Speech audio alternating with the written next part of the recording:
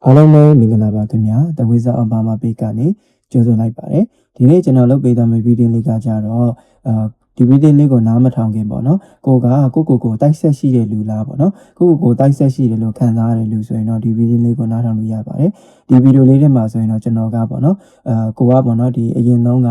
တိုင်နန်းမှာတော့ဘယ်လိုလူမျိုးဖြစ်ခဲ့တယ်ဒီဘဝကိုပေါ့နော်ကိုယ့်ရဲ့တိုက်ဆက်တွေကဘာလုပ်ဖို့အတွက်ဘာရည်ရွယ်ချက်နဲ့လွတ်လိုက်တယ်ဆိုတာကိုကျွန်တော်ကပြပေးသွားမှာဖြစ်ပါတယ်ပေါ့နော်အဲ့ဒီလိုမသိချင်လို့ဆိုရင်တော့ဒီ reading လေးကိုနားထောင်လို့ရပါတယ်ပိုင်း1 2 3ရှိတဲ့ကမှာပေါ့နော်ကိုကြိုက်တဲ့ပိုင်းလေးတစ်ခုကိုအာရုံပြုပြီးတော့ကိုသဘောကျတဲ့ပိုင်းလေးတစ်ခုကိုရွေးချယ်ပြီးတော့ reading လေးကိုနားထောင်လို့ရပါတယ်ပေါ့နော်ပထမဆုံးအနေနဲ့ပိုင်းနံပါတ်1ကိုရွေးချယ်ထားတဲ့လူတွေကကြတော့ပေါ့နော်အတိတ်ဘဝတုန်းကတိုက်နန်းမှာဆိုရင်တကယ်ကိုတကိုးကြီးတဲ့သီလသမာဓိနဲ့ပြည့်စုံတဲ့တိုင်နန်းရှင်ရဲ့အဆောင်ရှောက်အောင်မှာရှိခဲ့ကြတဲ့ပုံကိုယ်ကြီးဖြစ်တယ်ဆိုတဲ့ပုံစံမျိုးလို့တွေ့ရတယ်ပေါ့နော်ဒီတိုက်ဆက်တွေကတော့ဒီဘိုင်းနံပါတ်1တွေကိုလူဘဝကိုလူပြည်ကိုလွတ်လာတဲ့ရည်ရွယ်ချက်ကသာသနာပြုဖို့ပေါ့နော်နောက်တစ်ခါကျတော့ဘုရားအကြောင်းကံတွေကိုပြုပြင်ဖို့လွတ်လိုက်တဲ့ပုံစံမျိုးလို့တွေ့ရတယ်ပေါ့နော်အဲ့ဒီမှာဘိုင်းနံပါတ်1နေနေနဲ့ဒီလူဘဝမှာပေါ့နော်ဒီဘာသာရေးသာသနာရေးနဲ့ပတ်သက်တဲ့ကိစ္စတွေကို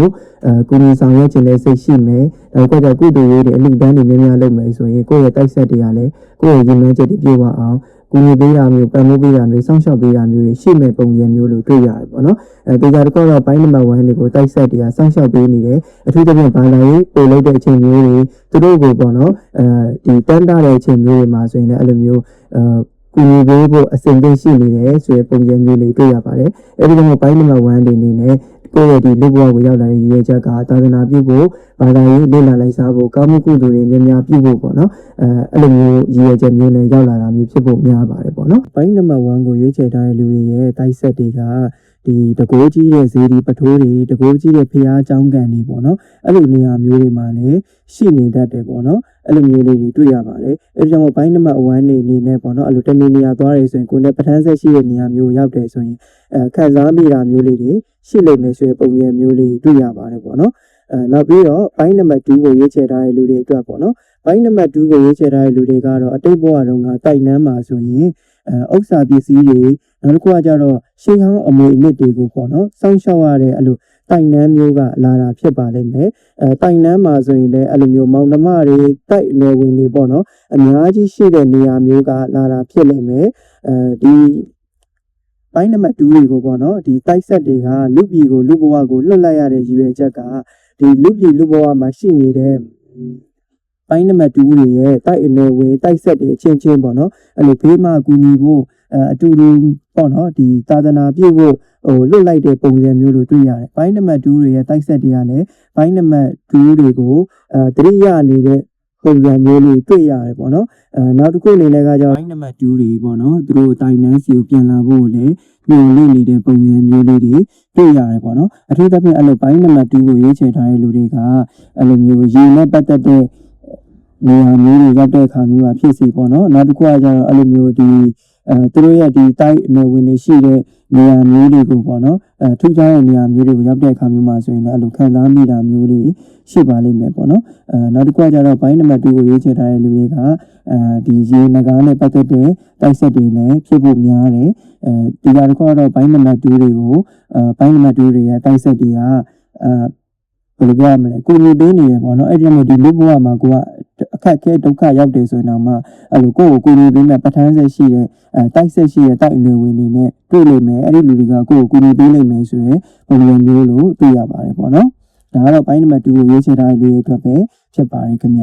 ျနောက်တစ်ခုကကြတော့ဘိုင်းနံပါတ်3ကိုရွေးချယ်ထားတဲ့လူတွေအတွက်ပေါ့နော်ဘိုင်းနံပါတ်3ကိုရွေးချယ်ထားတဲ့လူတွေကကြတော့အတိတ်ဘဝတုန်းကတိုင်နန်းမှာဆိုရင်အရေးပေးခံရတဲ့ဦးစားပေးခံရတဲ့အချစ်ခံရတဲ့ပုံကိုမျိုးတွေဖြစ်ပါလိမ့်မယ်ပေါ့နော်အထူးသဖြင့်ဘိုင်းနံပါတ်3ကိုရွေးချယ်ထားတဲ့လူတွေထဲမှာအမျိုးသမီးတွေများတဲ့ပုံစံမျိုးတွေတွေ့ရတယ်အဲ့လိုမျိုးအရင်ရနေရပေါ့နော်ဒီပိုင်းအမျိုးသမီးတယောက်ကဘိုင်းနံပါတ်3ကိုရွေးချယ်ထားရဆိုရင်တော့အဲ့ဒီအမျိုးသမီးကအတိတ်ဘဝတုန်းကတိုင်နန်းမှာဆိုရင်အရေးပါတဲ့တိုင်နန်းရှင်တခင်မဖြစ်ခဲ့ပုံများတယ်ပေါ့နော်အမျိုးသားဆိုရင်တော့ဒီကိုအရင်တုန်းကပေါ့နော်တိုင်နန်းကဒီအမျိုးသမီးအဆောင်ရှောက်ကစောင့်ရှောက်ပေးနေတာမျိုးတွေဖြစ်ပါလိမ့်မယ်ပေါ့နော်အမျိုးသမီးနဲ့ပတ်သက်တဲ့အဆောင်ရှောက်တွေရှိတယ်လို့သတ်မှတ်လို့ရပါတယ်ဒီဘိုင်းနံပါတ်3ကိုရွေးချယ်ထားတဲ့လူတွေကိုပေါ့နော်ဒီလူပြည်လူဘဝကိုလွတ်လာတဲ့ရည်ရွယ်ချက်ကတော့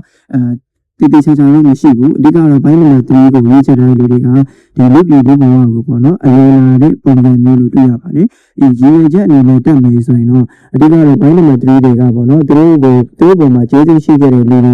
မိသားစုဝင်တွေကိုပြန်ပြီးတော့ကူညီပေးဖို့နောက်ကကျတော့အဲ့လိုမျိုးပေါ့နော်